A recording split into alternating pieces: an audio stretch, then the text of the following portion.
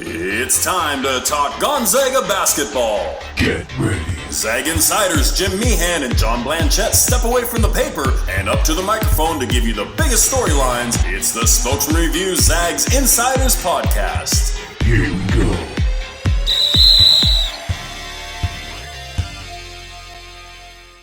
Happy Monday. Welcome back to the Zags Basketball Insiders podcast. Jim Meehan, Richard Fox, starting lineup for the show the last couple years, and a good week for the Zags this time around. They went 2-0. They kind of looked like Zag teams we're used to seeing over the years, dominating at both ends of the court. They took down Pepperdine on the road and then followed it up 2 days later with an easy win over San Diego. Let's get caught up on where they stand in the national landscape right now. The Zags are 30th in the net rankings, 22 for St. Mary's in the same rankings. San Francisco, the big game of the week, they're coming to the Kennel on Thursday. They're number 57 in the net. I checked on a couple of the brackets. The bracketologists have the Zags. One of them has them playing in a play-in game in Dayton as an 11 seed against Northwestern. The winner would take on BYU. That would be pretty interesting for the old WCC teammates to hook up. Joe Lunardi, Mike DeCourcy, who does a great job covering college basketball for the Sporting News and Fox. Both have the Zags in the next four out. There's a first four out. The Zags are in the next four out. So that kind of translates into work needs to be done. Foxy, I don't think those two wins were probably going to move the needle much, but a loss certainly would have moved it in the wrong direction. And I think if they can continue this winning path, I think they can be reasonably assured on Selection Sunday. But that's gonna take some victories over St. Mary's, San Francisco, Santa Clara when they come back up here, and avoiding a pitfall along the way, isn't it? Yeah, it's I don't think they have any room for error with respect to being an at-large. Certainly, I mean, if you drop another one, quite frankly, maybe even two to the right teams in the league, but you win on the road at Kentucky, then you might still be okay. That Kentucky team is awfully good. So that would be, that kind of staple win that might just be enough to get you in. So, but, they're certainly playing better, but, I think they've got some real tests coming up. That's for sure. Yeah. Ken Pom, which is for a lot of people who follow college basketball is one of the metrics, the analytics that they really pay attention to, has the Zags at 20th overall, 22nd on offense, which is historically low for Gonzaga. Let that absorb for a minute. 22nd out of 357 teams, and that's low, considered low. 32nd on defense. I'm kind of surprised. I would have figured that'd be flipped. I think they've almost been a little bit better defensively than offensively most of the time, but that's actually a couple spots ahead of San Diego State, who's 22nd. The Aztecs beat the Zags in Spokane, and then St. Mary's is 29. The interesting one for me, San Francisco is 63. Wow, what a discrepancy between the top two and them. I would have figured they'd been much higher. That's one spot ahead of Washington, who also has a win over the Zags. So, well, let's go back to let's talk basketball, Foxy. That's why we're here. And what happened last week? A big week, milestone week, maybe a week when the Zags got their mojo back, if you want to call it that.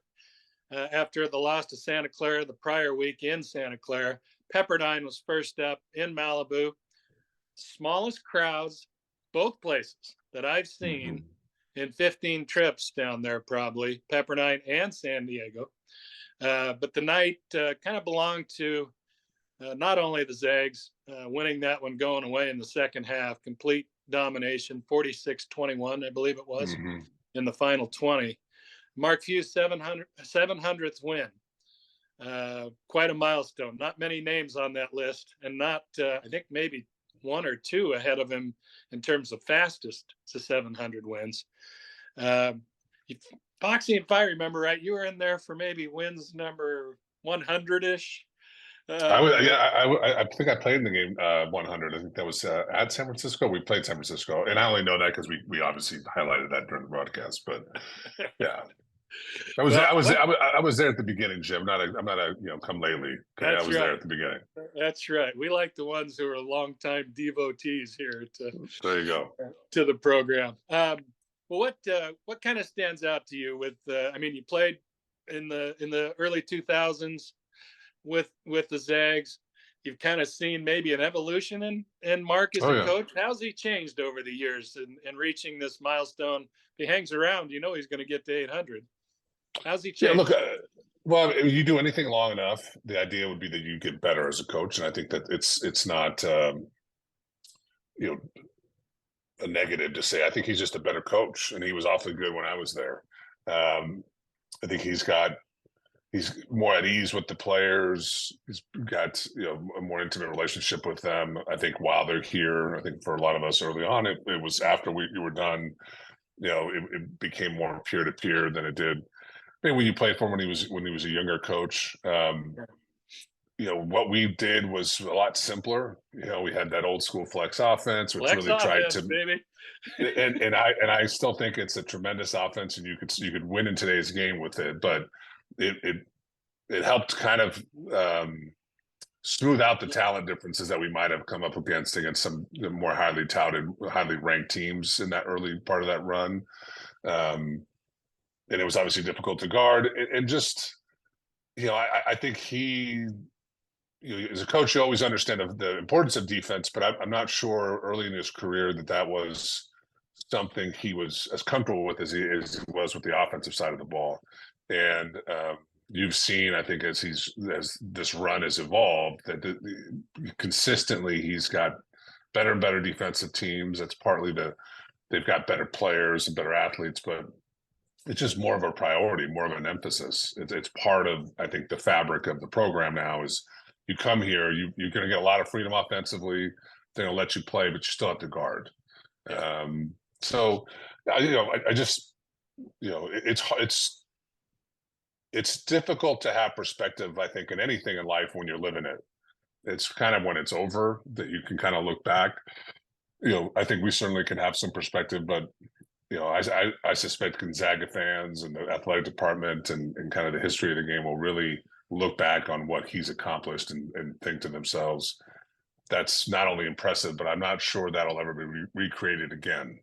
Yeah, that's the thing. They're doing things you can't point to another program that's done this kind of rise onto the national stage, really from not much tradition or history in a lot of ways, to what they've done in 25 years and have never stepped back, have continually gotten better. And I think you're right, Foxy. I think his relationships with players has improved. I think his openness to other ideas, analytics. I would have never thought Mark would pay attention to analytics, but he's had guys on his staff that have convinced him of the merit of it. I think, I don't know how it was with when you were playing, but he brings his kid back then, little kids, if they were born yet, brings them to practice, brings the dog to practice. Tommy Lloyd's kids probably were around practice in the locker room. I think all that kind of, when players talk about this culture and this family atmosphere that they believe in at Gonzaga, exists at Gonzaga, I think that plays a big role in it. They see a family side of it. Yeah, no, that's a great anecdote. That's always been there. And the one thing Mark has had is he has perspective on what it means. And you've been around lots of coaches too. So many of these coaches are just like fanatical about their season and are intolerable to be around.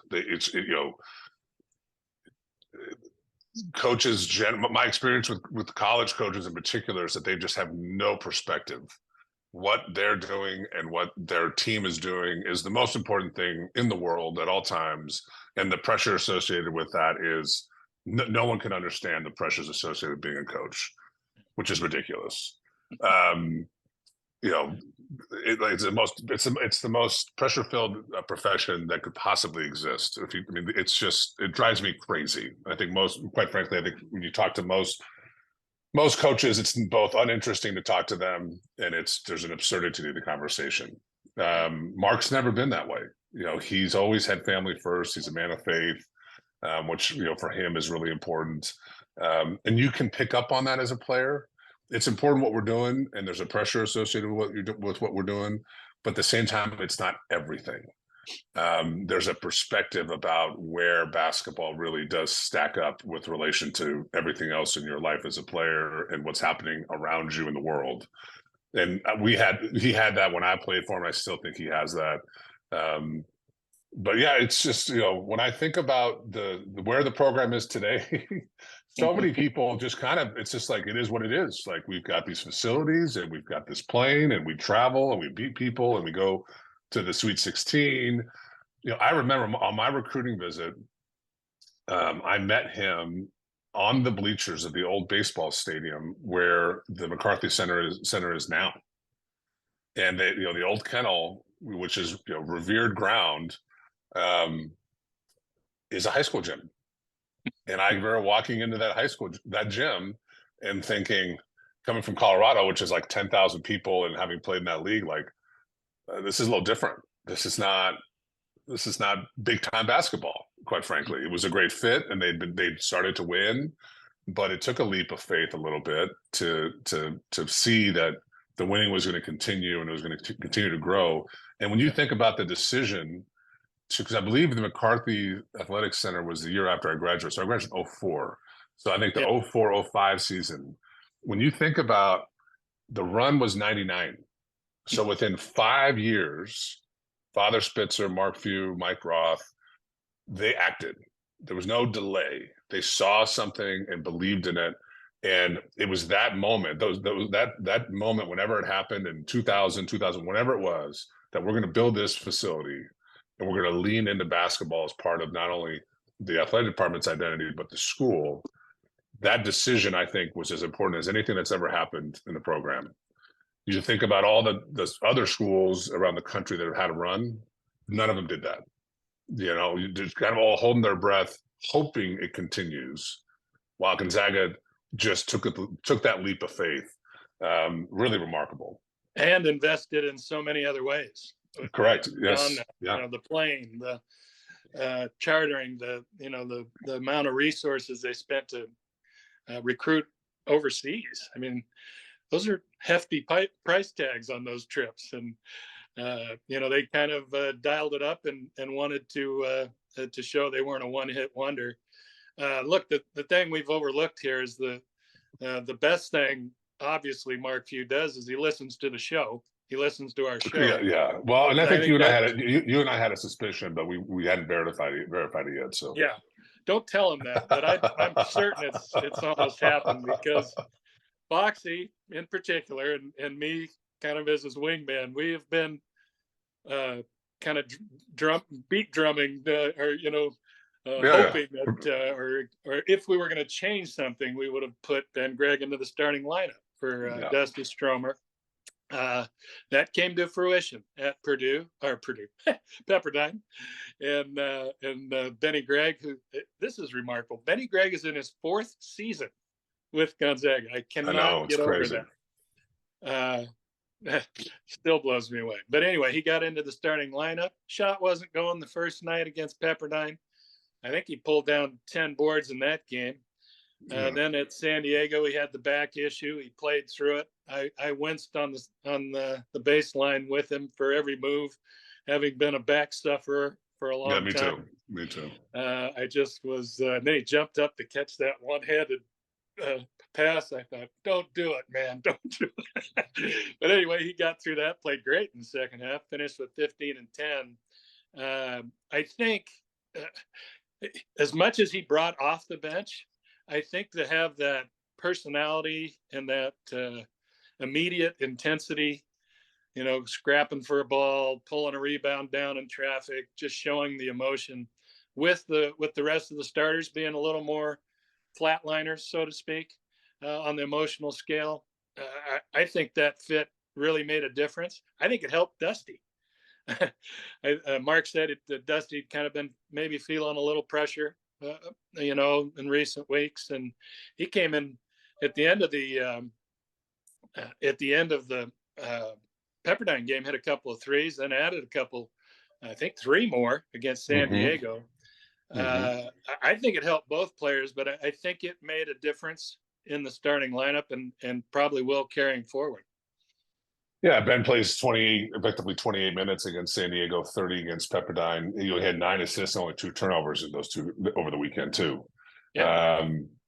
Going into the San Diego game, he was averaging just 20 minutes, 9 points, almost 6 rebounds, shooting a really high clip, and had 13 steals.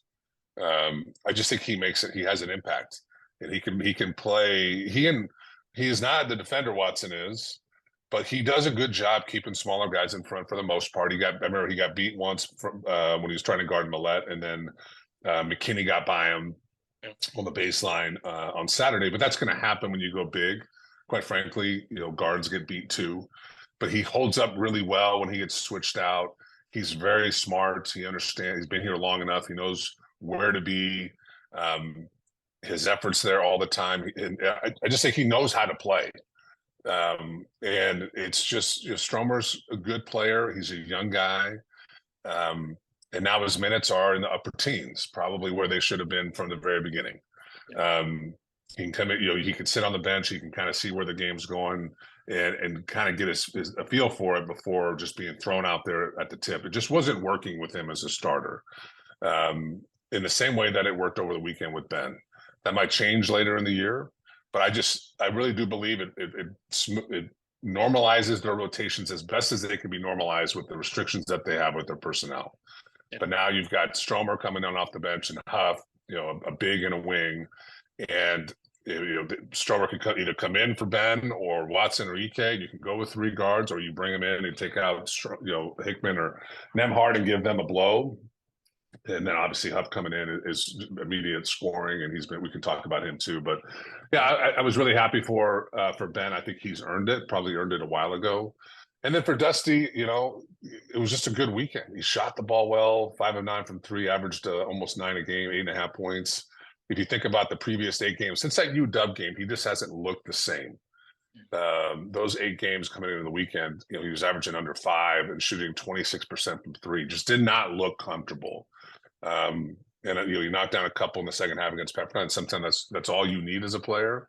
Yeah. But I'm a big fan and proponent of Ben starting both because I think he's that level of player. He's a starter caliber type of guy. I think he's earned it, and I think it's a better.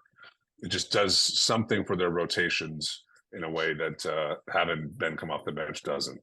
Well, first half, bench time, a little break for Nembhard and Hickman on Saturday. Now they're blowing out San Diego. That's obviously a little easier, but I think maybe that's one of the benefits. Even if it's an 8 or 10 point game, you can probably pull that trigger a little easier and remove those guys to get a blow. I will say this about Dusty. His career, and it's very early, and the way he plays even is very much on a similar track to what Corey Kispert did. And I wrote about this, I think, Saturday. He immediate starter as a true freshman. Corey had probably the advantage of just kind of having a college-ready frame. I mean, Corey was one of the strongest kids on the team when he showed up at about 220. And Dusty will get there. He's just a little thinner right now. But Dusty does a lot of the same things. He's smart. He's a very willing defender. He rebounds good for that position. I think he's a good shooter, and I think that's going to show very much over time, and probably is already starting to show. Corey lost his starting job. He twisted his ankle. To Norvell. Yeah. Snacks came in and never let that spot go. But for the next 3 years, Corey was about as key a player as they had. I think that he was either the leading scorer or Timmy was real close back and forth on the team that went 31-0 before losing in the title game. So and he's a late lottery pick. I mean, Dusty Stromer's. I think that path is very similar if he follows it and does the things that Corey did. I think you'll see similar results. from him going forward. But let's go ahead. We'll go on to San Diego. Really just from the jump, that game wasn't very competitive. Maybe the best 40 minutes the Zags have put together on the season. It was 30 minutes against Pepperdine. They played great for the first 10, or very well for the first 10. And then I thought really slid a little offensively and defensively, particularly defensively, those last 10 minutes. This was pretty solid from start to finish. I think it was 27 at halftime, the lead. Braden Huff came in, missed his first 2 shots, turned the ball over, got it stripped. And, he's a redshirt freshman. He's still a young guy. He's, how do you react? Well, I think he threw up 11 points in something like 3 minutes. Yeah, it was crazy. You can't do that in the layup line before the game probably, but he did it. Dominated inside, much like Pepperdine. They did not have an answer for any of the bigs, but Braden, in particular, I think he threw down a 3 ball. I don't have the stats in front of me, but I think he did. When that kid gets going, he has that, doesn't play like Drew necessarily, but he has that beautiful touch around the rim. The ball's going in if it hits the rim, seems like. Sam Dower, Graham Ike has that. And when he can play with the post and be the kick out guy, or the pick and pop or whatever, he's deadly on threes. He's got a beautiful shot. It takes a long time. There's a slow motion, but he's 6'10". He's going to be able to get it over nearly 90% of the people guarding him. That kid could be a factor here when they're playing the better teams. That's been kind of the knock. He hadn't done it against the better teams. I think he's ready to do that. I think he's going to have an impact here the next 10, 12 games. Yeah, well, he did it, down at Santa Clara in that second half. I mean, that was critical. He and Nemhard's efforts in the second half and kind of coming along for the ride with Watson gave them a chance to win. Really, probably should have stolen that game. I agree with you. It's the best they've looked for 40 minutes that I've seen in person, and I know that the Pepperdine. If they could play Pepperdine and San Diego every game, I suspect the numbers would continue to be tremendous. And so you're talking about the bottom half of the league. So understanding that, it's not that you look at them play and think to yourself, man, UConn better be worried, or Purdue better be worried. It's just there's a different energy to them now, a different swagger to them. They look like they're full of confidence versus – even going into the first opening weekend of the WCC, they played well and they won, but something felt off about kind of the energy of the group. And it takes a while when you have so many new faces, guys playing new roles. The chemistry has been really good with this team by all accounts since the beginning. They don't have a bad apple, but it can take a while. We've talked about that with Graham throughout the course of the season. Just he hadn't played in so long. It took him a while to figure out how he fit. You look at what Nemhard's doing, he's figured it out. He's 45 assists and 41 assists and 5 turnovers in WCC play. I love the way he's playing right now. He's not really hunting his offense unless it's just right there. The quality of three he's shooting is much better than it was in the non-conference. Nearly all of them are catch and shoot versus off the bounce or off a pick and roll. His shot selection's really improved. Graham's been good. Anton's Anton, but whatever goals Gonzaga has and whatever they can actually accomplish come this WCC schedule or into March, I think you could make the case they will go as far as their freshmen take them in Stromer and Huff, because they're both coming off the bench now. You need them to be productive. And if my takeaway from the weekend was they both look like kids that have really grown up and are playing they're not looking like freshmen, put it that way. Their approach, Stromer knocking down shots now, maybe a little less is expected of him. That's perfect for him. And then Braden coming in, he really struggled in the non-conference. Can he grow against the quad 1, quad 2 teams? Yeah. We all know he's all swag, but can he get confidence during the league against these better teams in particular and have an impact, in my view, he's going to be prepared for a tournament game against the middle of the road, but dynamic and athletic, big, middle of the pack, SEC Big 12 team in a way that he could not have been to start the year, because he's getting thrown to the wolves right away, and there's a learning curve and a struggle, versus having all of conference play, presuming he continues to play well even against St. Mary's and USF and Santa Clara. The confidence profile of that player is totally different. And the impact he can have coming off the bench is unbelievable. I mean, the way he scores, it's almost instant. Yeah. And he puts a lot of foul pressure on teams. The next evolution for him is, I think you're going to see some teams start throwing a double at him. If they can, he's going to have to figure that bit of it out. But that Santa Clara second half, I think, was a turning point for him. And you saw it over the course of the weekend. Same thing against Pepperdine. Yeah. Had an immediate impact. Didn't play as much in the second half, but yeah, I could not be happier for both of them, and I think that they're critical for what this team wants to do, because they're the only two guys coming off the bench, and they need them to be productive. Yeah, a little bit like Ike. Ike's had these 8, 10, 12-point runs, solo runs. Timmy used to do that. Snacks used to do that when he'd come into a game. Wilcher, a guy like Wilcher. Yeah. Wilcher. I mean, these and to have it come off the bench is huge. You've got to have something off the bench, and they've got two right now, and we'll see if anything else develops. But got two guys there that can hit a three, that can.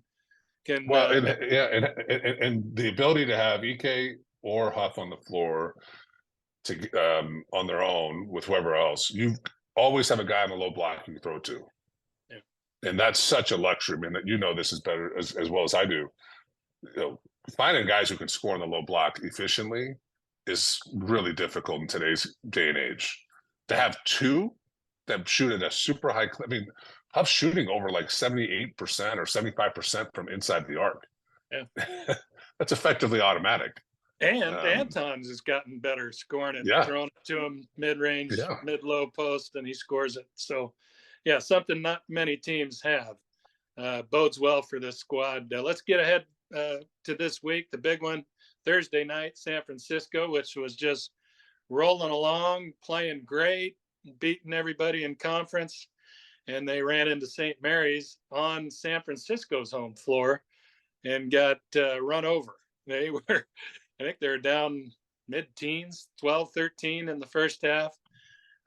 Get blown out basically by the Gales, who are starting to look like the Gales most people expected at the outset of the season. But this team is very good. That's and I think they're the kind of team that can play Gonzaga tough, just because they do have bigs, they do have size, they do have a three-point shot that is ingrained into that program. Started with Kyle Smith and Todd Golden, and now the new coach. They rely on it. They're analytics driven. But what I noticed with them most this year is they're very, very good defensively. They weren't the other night, but they were holding teams into the low 60s every night, and decent teams. When they were playing in the non-conference, some of their better wins, they were holding teams down. So I'm kind of curious, the matchup itself, Foxy, how do you see that? And what are you expecting them to just shake off one bad night and kind of return to the way they had been playing, or is that maybe not as easy as it sounds when you get run over at home like that? Yeah, I mean, they are really analytically, they really do rely on analytics, and obviously I'm really close to Kyle Bankhead, who's on that staff, and I know that they do look at the numbers and say to themselves, look, we're gonna give something up based on what you don't do well, and really focus on limiting what you do well. And they are one of the best teams in the league on both sides of the ball. But going into the game, St. Mary's was shooting like 31% from three. I don't know if they were the worst in the league. They were second to last. They were 11 of 23, 47%. Yeah. Jefferson, their forward, was shooting 18% coming into the game, was 4 of 5. So, you give up the 3-point shot, or you don't defend it in the same way you might against a good team from behind the arc, and they just go off. I think Dan Dicko had that call, and he and I were texting. He said that St. Mary's hit their first 6 threes of the game. And then, look at what they did on the glass. St. Mary's is plus 17 on the glass. San Francisco is a top three rebounding team, along with St. Mary's and Gonzaga. Just got absolutely blown up on the glass. So I think it's more about a bad night and just maybe the game plan blowing up in your face a little bit and not having enough time to really adjust and try to correct that. And St. Mary's is good. They've been playing well. They already have wins against Santa Clara and St. Mary's or San Francisco on the road, I believe. Yeah. So they're really setting themselves up pretty well here as they get ready to face GU early February. But this is a really good team. I mean, I don't know if they have the best player on. They'll have the best player on the floor, but Mogbu, is it Mogbu? I think it's Mobu. I think the G is silent almost, but I don't know for sure. He could be the best player on the floor that night. I mean, he's been the best player in the league so far. I mean, I was saying I'm going that far with it. I mean, talking to folks in the league, the comparison is he's like a Brandon Clark type athlete. He doesn't shoot any threes. He's averaging a double-double, 15 and 11, a block, 2 steals. He's just really well-rounded, shoots 68% from the field, knows who he is. He's the way I've heard it, he's got more ball skills than Brandon did. He'll bring the ball up the floor. He'll create offense a little bit, get into the high post and find his teammates. Really good movement without the ball. So Gonzaga, that's going to be a great matchup with Watson. I mean, unbelievable. Yeah, I can't wait to watch that. And then they've got guys on the perimeter. Marcus Williams, he's not shooting it as well this year. Something like 33%. Last year shot better than 40. Really struggled against St. Mary's the other night, but the previous game had 24 against LMU. He can get going. And to your point, they've got size up front. Hawthorne's a big kid. I mean, they've got others. So physically, they match up better than, say, St. Mary, or rather Pepperdine or San Diego. But I'm looking forward to that game, and I would expect San Francisco is going to be pretty pissed off when they get there, and really have a bad taste in their mouth. They're gonna understand it's a great opportunity for them to stay towards the top of the conference and really create some separation between them and Gonzaga and really focus on St. Mary's. And I will say this: Kyle Bankhead did a great job scouting the Zags. His game plans have always given Gonzaga problems. He did a great job in the game since he's come back to USF. So look for that. See what he does with EK. See how they guard Nembhard if they're going under or however they do it, because he knows the program inside and out, and I have to credit him for that. He's done well with it. Let's be specific on Saturday, but we've got other topics I'd like to hit at least one of these, Foxy.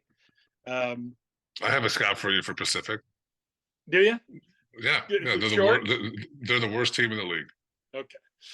Well, then we'll move on to the general topics. We've kind of done a little state of the WCC already. We've talked about how much we can take from Gonzaga's wins over 2 teams that are probably going to be in the bottom 3 or 4 over last week.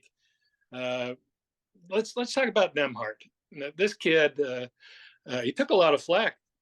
Frankly, he had a little bit of a rough start at times, or at least in the bigger games. Felt like he was over trying, if that's a word, over aggressive on drives and getting kind of blocked at the rim or turning it over, trying to force something. He's been a maestro here the last 3-4 games. His numbers reflect it. He doesn't look rushed anymore. He still plays fast. You saw that breakaway layup against San Diego, but there's no scatteredness to it. It's all controlled speed. And the way he's setting guys up, if you watched Huff's points against Pepperdine, Ryan basically spoon-fed him 2 or 3 of those. This is a little bit like the team itself. I think he's found, like Braden's found, that comfort zone, playing with the guys he's playing with, where he knows they're going to be, where they want the ball, all those things. The assists are going up, the shot quality's going up, and the turnovers are going way down. The kid looks very much like a guy that could lead that offense back to those numbers they used to have, which I don't know if anybody's going to equal those, but if they're in a top 10 offense with the way they've been guarding defensively, Ryan Nembhard's going to be a main reason why, if that comes to fruition. Yeah, I think he's been incredible, and obviously 4 of the 5 games are against the Pepperdine and San Diego. Neither one of them are high level opponents, but in part, his shots are down by 2 a game. When you look at non-conference versus conference, part of that is he's not playing 40 minutes every night, but that's about where I would like to see him. 9-10 shots a game, very selective from 3, patient. In the first half against Pepperdine, only took 1 shot, but it didn't feel like it was Pepperdine so much taking something away that there just wasn't a clear opportunity for him to score, and so he didn't force anything.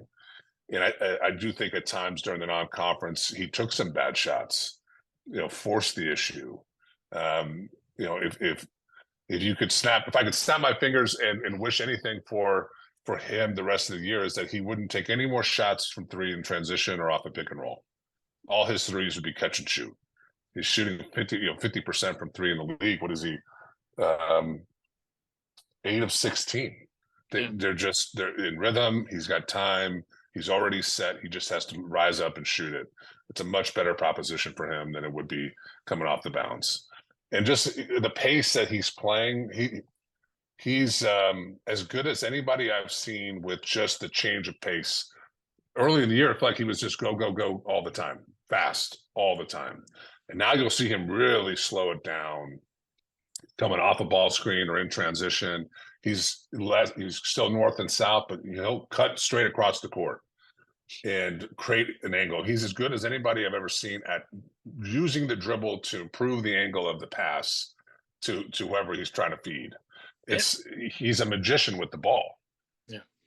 I was going to say, since it isn't, warp speed down the floor every time, I think their secondary break has gotten better. I think there's a, like a Huff will hit a transition 3, not that he's way ahead of the pack. It's that they're not set defensively because he's putting a little heat on the rim and transition, and the kick out is there. Or Benny, the kick out is there because they're spotting up at the 3-point line. And I think that's one of the things they used to do so well for years. It wasn't just the early post or the transition bucket or whatever. It was that, we've got them all back here in the paint because, we're flying down the floor and there's Greg out there for an open 3. I've seen that, I think, a little bit more here recently too. Hey, look, that's going to do it. We probably went over time here again. We do that every time. We're in overtime every broadcast, actually. We've got to. I love how you're surprised every time. Well, we start talking. We're having fun with it. It's all good. It's all good. Well, good stuff, Foxy. I appreciate it. We do this every Monday. We thank Jesse Tinsley. He's pinch hitting for us, running the show, and we'll post everything here probably in an hour or 2. So check it out on the Spokesman website, on all the spots where you get your podcast. Zags Basketball Insiders podcast. Come find us. Give it a listen. We'll come back next Monday and talk about the week that was. Thanks for joining us.